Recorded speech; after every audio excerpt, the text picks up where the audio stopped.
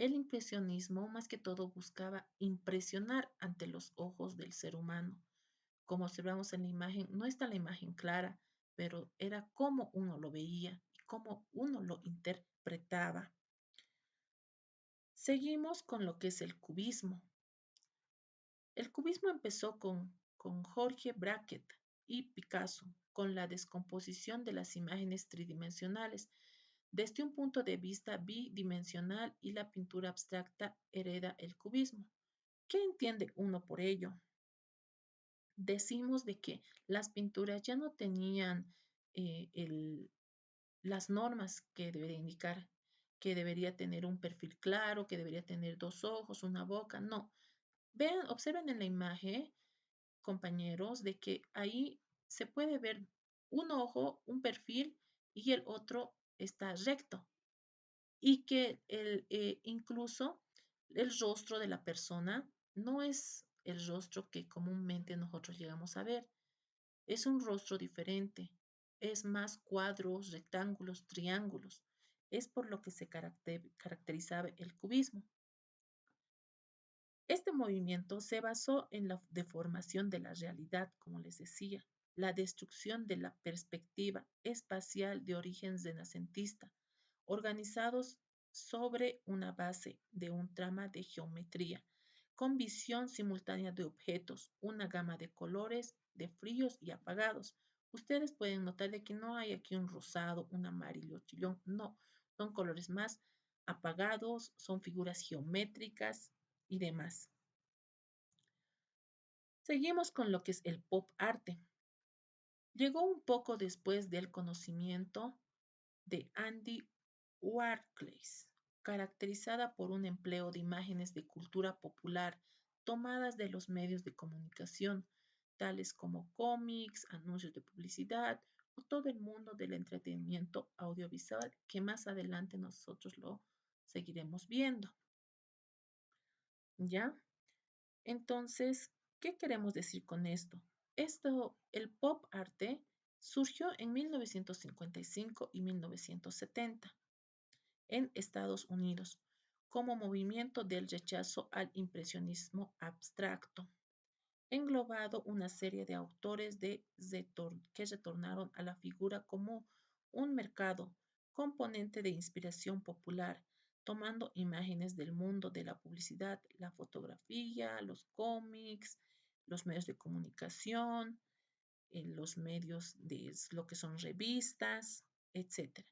Por eso se puede observar de que este tipo de pinturas más hay colores chillones, si vale el término, como ser el amarillo, una persona que tiene un pelaje en color amarillo en donde resalta, son figuras de cómics, ¿me entienden?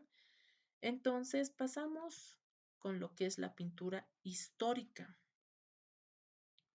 La pintura de histórica o pintura de historia es un género pictórico que se inspira en escenas con eventos de la historia cristiana, de la historia antigua o de los acontecimientos históricos que recientemente fueron pasando. Igualmente se incluye este género a la alegoría y aquellos cuadros que toman su narración no, no de la historia, sino de la literatura. ¿Qué decimos con esto? Que se llama histórica no porque represente exclusivamente un acontecimiento que ya pasó mucho tiempo, sino porque narra una historia, sino porque tras de esa imagen que uno va a llegar a pintar hay una historia, como la imagen de la Mona Lisa. Era considerada gran, era considerada grande e incluida de las pinturas religiosas y mitológicas, literarios y alegóricos. Era prácticamente una interpretación de la vida y mostraba un mensaje intelectual y moral.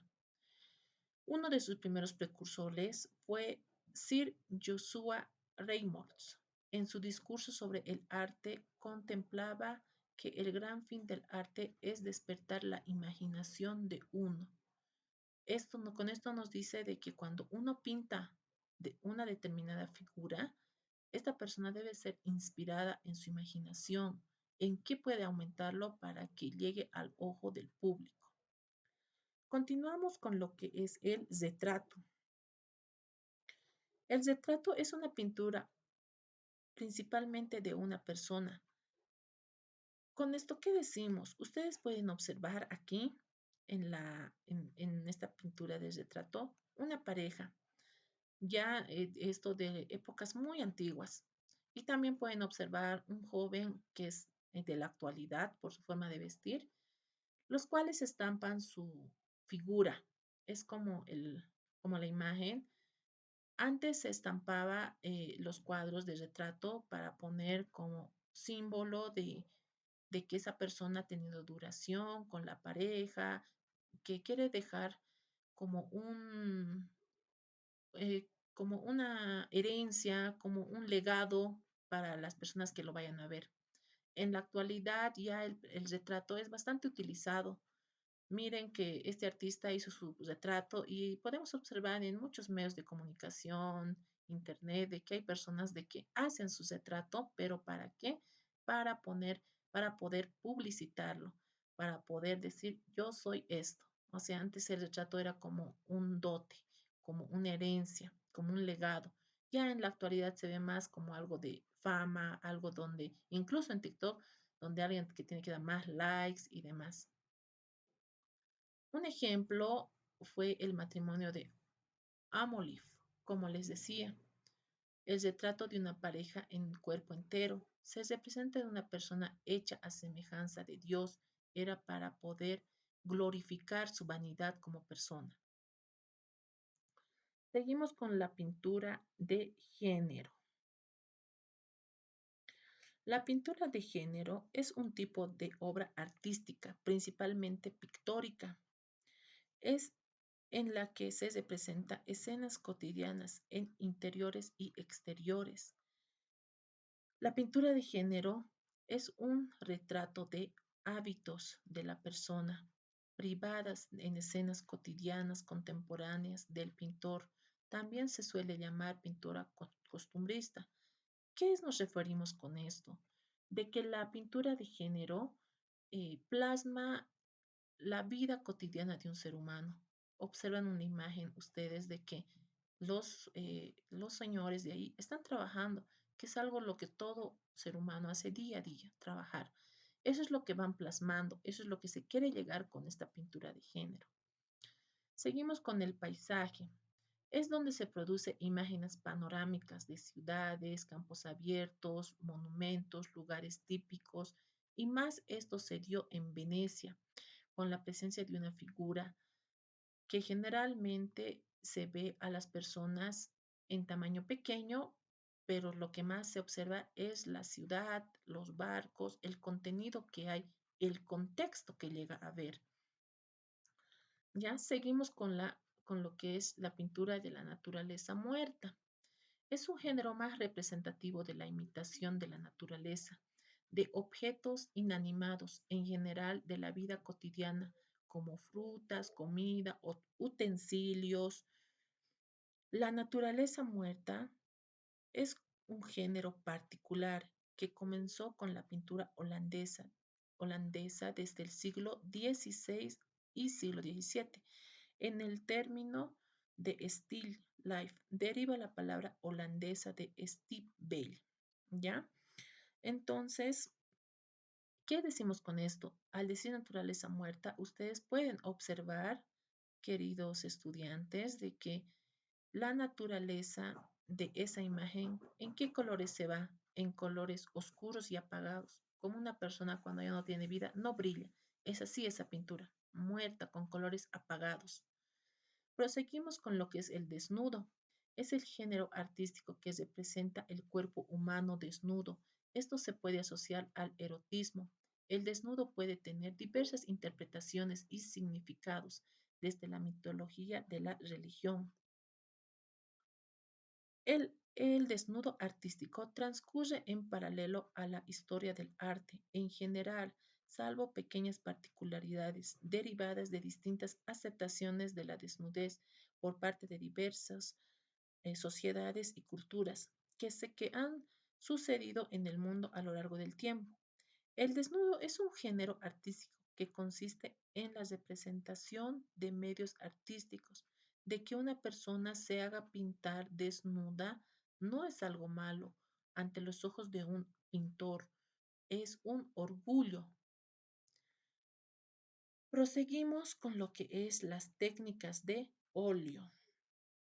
La pintura en óleo es el uso que se conoce desde la antigüedad. La pintura más antigua que se ha hallado con esa técnica se encuentran en murales en las cuevas de Bamiyan y Afganistán, que datan de mediados del siglo VII. O sea, si nos damos cuenta, esta pintura es mucho más antigua, pero que poco a poco salió a relucir. No eran tomados muy en cuenta, pero poco a poco salieron a relucir más. Es un vehículo para fijar el pigmento. Son los tipos de aceite y disolventes que uno utiliza. Es la trementina, la pintura del óleo, que hace básicamente con pigmento pulverizado, seco, mezclado en la viscosidad con algún aceite vegetal.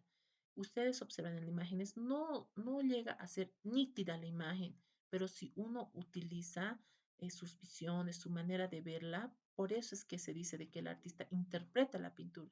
Uno si se fija a observar detalladamente la pintura, ¿qué observa? Que hay una pareja bailando. Pero si uno que no es pintor llega a observar, va a decir, esto es una pintura borrosa. Por eso es que el pintor representa a través de imágenes distintas emociones y sentimientos que siente. Proseguimos con lo que es la cera. Es una técnica de pintura que se caracteriza por el uso de la cera con aglutinantes de los pigmentos. La mezcla tiene efectos muy cubrientes, densas y cremosas. La cera en la pintura se usó en, en varios siglos antes de Cristo, aunque las primeras obras que se conservan son los retratos funerarios realizados entre el siglo II y III. O sea, se dan cuenta de que esto es aún más antiguo que la técnica del óleo.